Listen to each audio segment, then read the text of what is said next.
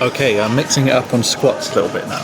So beforehand I was using the 10 kilo plate just to get the heel elevation down. Now I've got my Olympic lifting shoes out. I was a bit hesitant to do this because I've always relied on a mirror to squat when I'm not using the plate, just because just the structure of my ankles, my ankle mobility, the forward travel is not great, and I would always pitch forward really bad without the mirror to cue myself to sit back.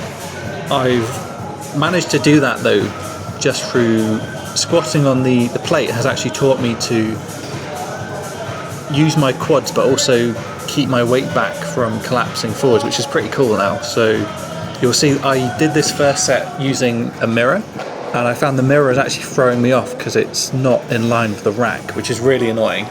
And then I think this is the 4th rep. Yeah, so there you can see it's getting a little bit more lower backy. It caught me out, and you'll see that's set 1, and then this is the 5th set, and you can see I'm not using a mirror anymore, and I'm a lot more locked in. I feel a lot more solid, kind of just sitting down on my hamstrings now, which is really cool how my leverages have changed. Also, I'm using the lowest, like the tightest setting on my belt, so my waistline is relatively narrow compared to what it usually is, and because my legs are bigger, the leverages are still really good.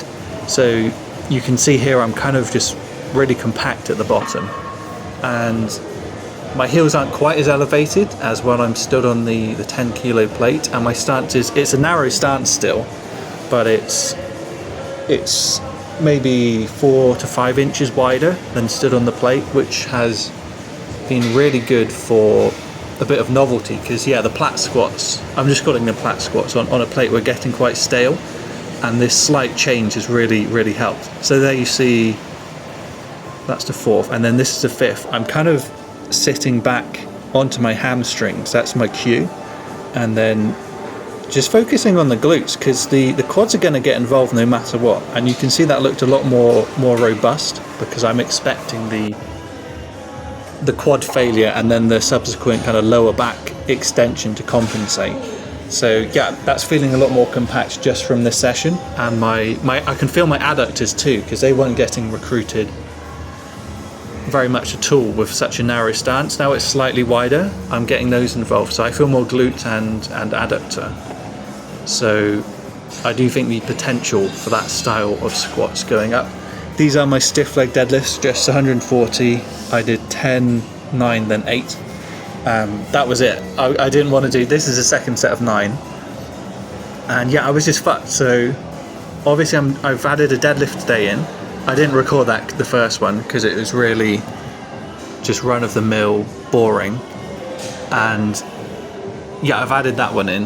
And then these are I'm doing a deadlift variation on the squat focus day. So I'll see how this works, how my lower back recovers over the week.